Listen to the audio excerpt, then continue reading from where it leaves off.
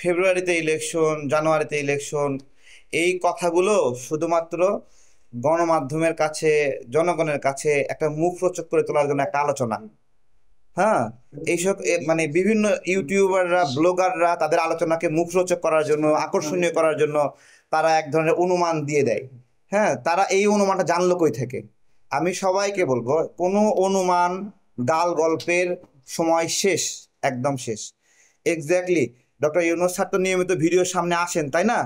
আসেন তো, তাহলে এখন আসতে সমস্যা কি? এরপরে জনাব তারেক রহমান, তিনিও তো ভিডিও ব্রিফিং করেন মাঝে মাঝে, এখন আসতে সমস্যা কি? তাই না? বাংলাদেশের নাগরিকরা না ওই এর মুখ দিয়ে ওর মুখ দিয়ে কথা শুনতে শুনতে অনেক ক্লান্ত।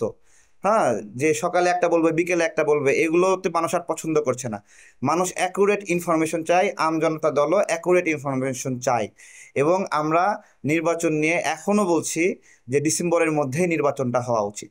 ভিডিওর কাটতির জন্য অনেকে অনেক রকমের টাইম ফ্রেম দেবে। যেমন পিনাকি দাদা বলছে উনি ডক্টর ইউনূসের সাথে মানে খুব আন্তরিকভাবে কাজ করেন, নিবিড়ভাবে কাজ করছেন। হ্যাঁ, আবার বলেছেন যে উনি জনাব তারেক রহমানের সাথেও একসময় নিবিড়ভাবে কাজ করতেন। মানে উনি দুই যুগের মহাপুরুষ হিসেবে নিজেকে পরিচয় দিছেন নাকি? তো এগুলো আসলে ভিডিও ভিউ হওয়ার জন্য বিভিন্ন ধরনের কথাবার্তা বলা, এগুলো চমকপ্রদ কথা। একটা বিষয় দেখেন, যদি দুইজন ব্যক্তি ঐকমত হয়, দুইজন ব্যক্তি এই সমাজের গুরুত্বপূর্ণ অংশের সর্বোচ্চ নির্বাহী। একজন হলো বাংলাদেশের সবচেয়ে সংখ্যাগরিষ্ঠ মানুষের দলের একজন প্রতিনিধি, আর একজন তো বর্তমানে সরকারে আছেন।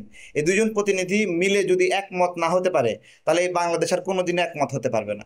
তারা যদি আবার বলে আমাদের দলের কাছে ফিরে যাব, আর ইউনূস স্যার যদি বলে উপদেষ্টাদের কাছে ফিরে যায় আমরা আলোচনা করি, তাহলে ওই আলোচনা কোনোদিন সফলতার মুখ দেখবে বলে আমাদের মনে হয় না। আচ্ছা, ভাই আপনি বলেন। আরেকটা বিষয় হচ্ছে তারেক রহমান এবং খালেদা জিয়াকে দলের মধ্যে আলাদা করা হচ্ছে বাংলাদেশের রাজনীতিটা প্রথম। অর্থাৎ খালেদা জিয়া ভালো, তারেক রহমান বা বিএনপির মধ্যসারির নেতারা এটা বোঝেন না বা সিনিয়র নেতারা বোঝেন না।